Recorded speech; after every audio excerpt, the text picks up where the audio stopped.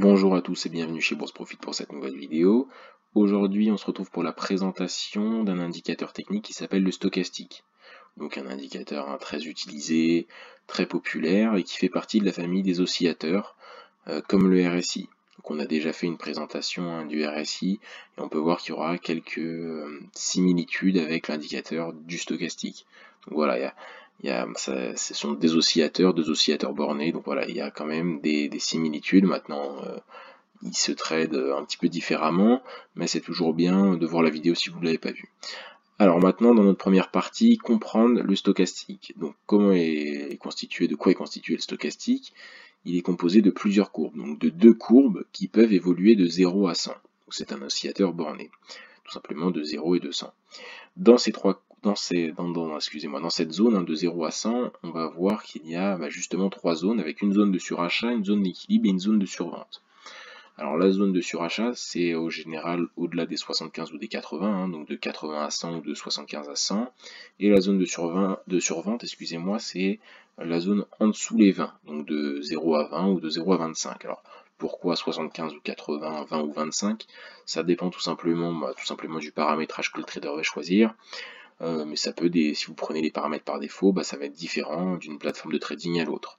Maintenant, pour la présentation de la vidéo et l'utilité et la manière dont se traite le stochastique, voilà, il n'y a pas vraiment de différence, peu importe ces zones, c'est vraiment qu'un détail. Donc il faut juste retenir qu'il y a deux courbes qui vont évoluer de 0 à 100. De 0 à 20 pour nous, on a une zone de survente, de 20 à 80 il y a une zone entre guillemets d'équilibre, et de 80 à 100 il y a une zone de surachat.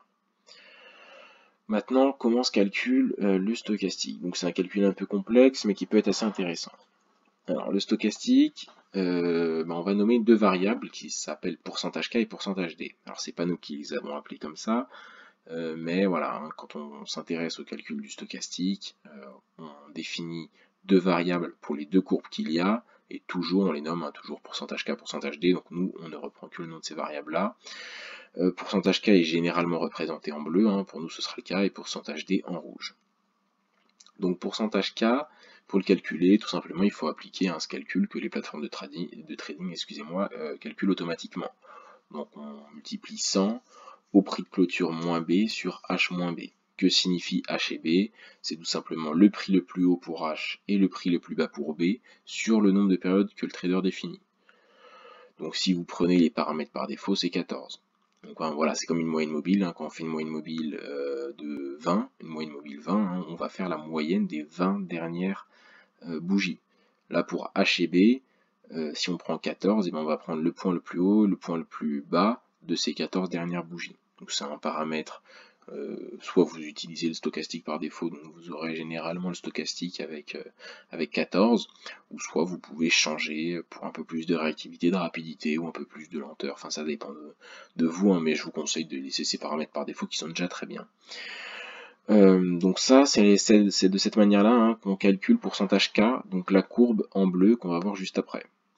Il y a l'autre courbe, représentée en rouge, qui est pourcentage D. Et le calcul de pourcentage D est basé sur la première courbe.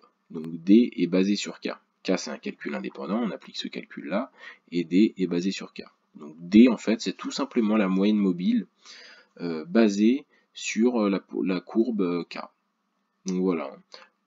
Pourcentage K se calcule de cette manière-là, pourcentage D, c'est une moyenne mobile de pourcentage K. Maintenant, comment se présente le stochastique? Tout simplement de cette manière-là. Donc, comme d'habitude, on vous fait un petit exemple avec une cotation basique, et en dessous, il y a le stochastique. Donc voilà, avec les deux courbes, la bleue et la rouge. Et puis ces deux courbes évoluent de 0 à 100 avec une zone d'équilibre de 20 à 80, la zone de surachat au-delà de 80, donc de 80 à 100, et la zone de survente tout simplement de 20 à 0.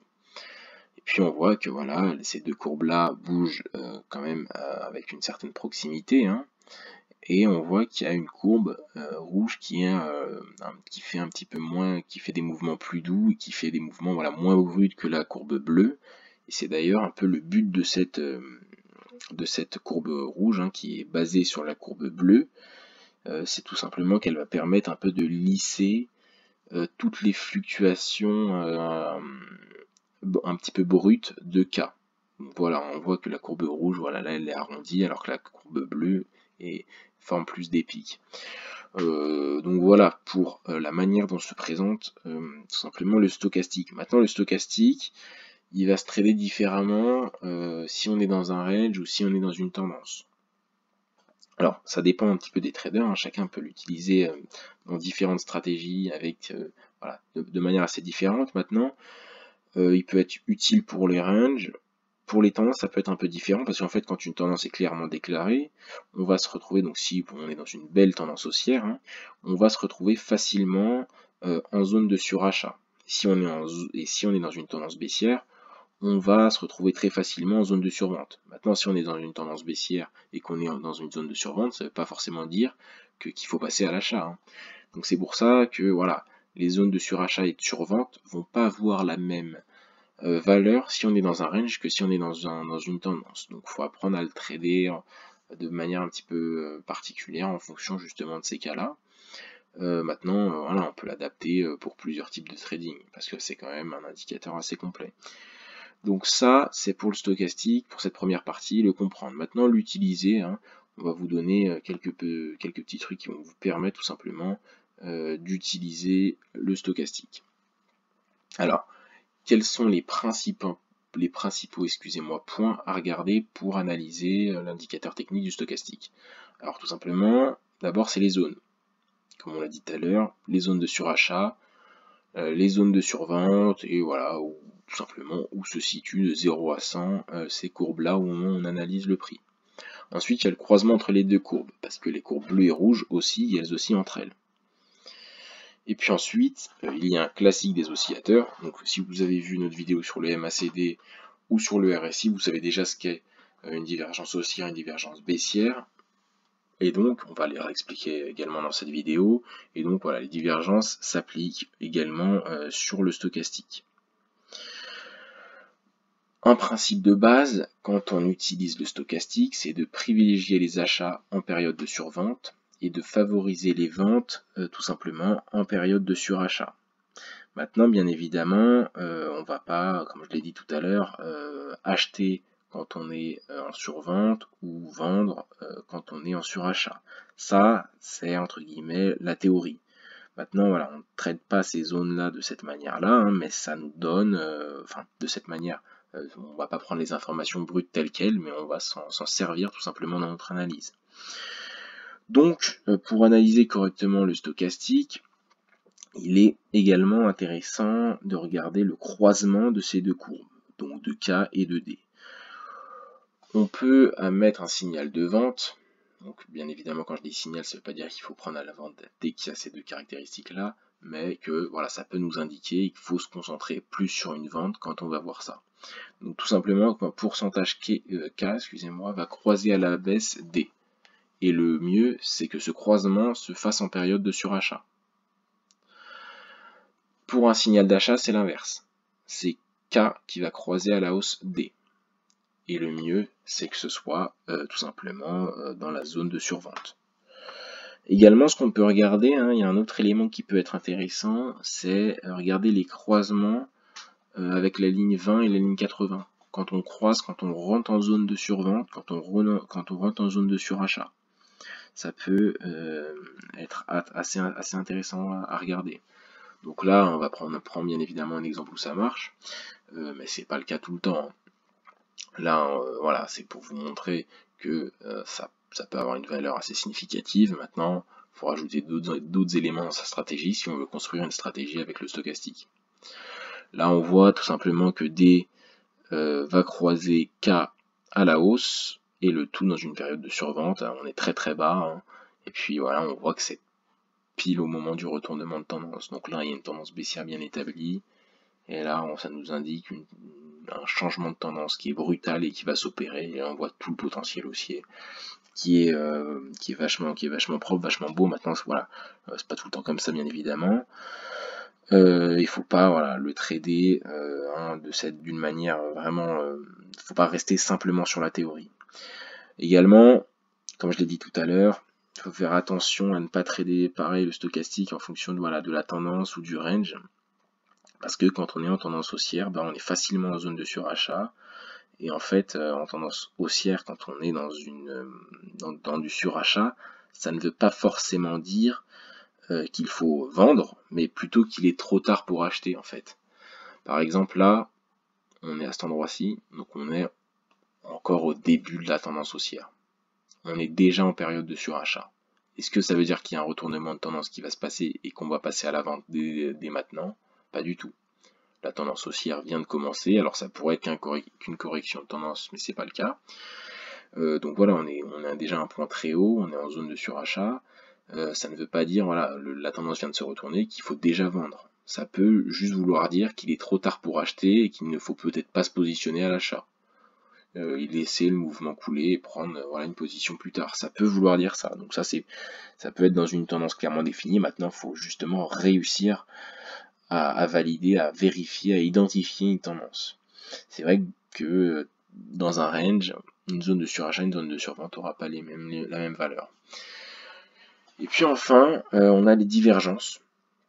Alors les divergences qu'on a traitées voilà, plusieurs fois, divergence haussière, divergence baissière, c'est tout simplement le prix qui va évoluer dans le sens contraire à l'oscillateur. Donc là, hein, j'ai mis un exemple à droite. À quoi servent les divergences? Ça sert à surveiller les retournements de tendance. Donc voilà, une divergence, c'est pour faire anticiper un peu aux traders un retournement de tendance. Donc les divergences, excusez-moi, sont un élément vraiment essentiel et très utilisé sur les oscillateurs. Ça, voilà, une importance assez, tout simplement. Donc là, on voit qu'on a une divergence haussière. Hein. Donc qu'est-ce qu'une divergence haussière? C'est le stochastique qui augmente. Hein. On voit que le stochastique ici fait un pic très bas. Il va refaire un pic ici, mais un creux, excusez-moi, mais moins bas que le premier. Et le prix va faire l'inverse. Va faire un pic ici et un pic plus bas que le précédent. Donc là, on voit qu'il y a un mouvement inverse entre l'oscillateur et le prix. Là, il y a un support oblique ici haussier qui va se créer. Là, il y a une résistance oblique baissière qui va se créer. Et donc, en fait, c'est ce sens un peu inverse va nous indiquer qu'on est dans une divergence haussière et donc un potentiel retournement de tendance est en préparation. Maintenant, voilà, pour le divergence baissière, c'est la même chose, bien évidemment à l'inverse. C'est le prix qui augmente et l'oscillateur qui descend. Donc ça c'est pour les divergences, c'est pour anticiper voilà, de potentiels retournements de tendance. Donc voilà, il y a plusieurs petits points à regarder hein, quand on trade les stochastiques. J'espère quand même que vous avez un peu compris tous ces petits éléments pour analyser le stochastique. C'est un oscillateur et un indicateur technique hein, très intéressant qu'on peut intégrer facilement dans des stratégies court terme, donc dans du scalping, mais également dans du day trading, dans du swing trading. Ça s'adapte à beaucoup de stratégies, c'est très utilisé, c'est très performant, ça a fait ses preuves, donc voilà. Maintenant, vous pouvez vous renseigner un peu plus, voilà, c'est des généralités, maintenant vous pouvez commencer à le prendre en main. J'espère que cette vidéo vous a plu, et si c'est le cas, je vous invite donc à liker la vidéo et également à vous abonner. Donc on sort 2 vidéos par semaine, hein, une le mercredi, une le dimanche. Et puis vous pouvez visiter notre site internet et notre Insta qui sont écrits ici. Et on a également mis les liens dans la description. Merci de m'avoir écouté et à une prochaine vidéo.